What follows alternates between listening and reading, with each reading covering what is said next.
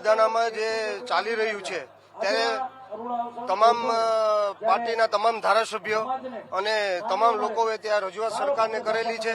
સરકારે એસઆઈટીની રચના કરી છે.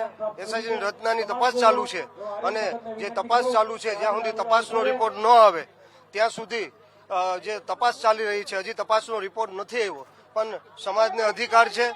સંમેલન કરવું એ સમાજને અધિકાર છે અને સમાજને કોઈ રોકી ન શકે, કારણ કે સમાજ પોતાના હક અને અધિકાર માટે ગમે ત્યાં લડી શકે. અને સંમેલન કરવું કે સમાજને ભેરું થવું એ સમાજને નક્કી કરે. જે સમાજ અને સમાજના આગેવાન નક્કી કરશે, હું એમની સાથે હંમેશા રહેવાનો.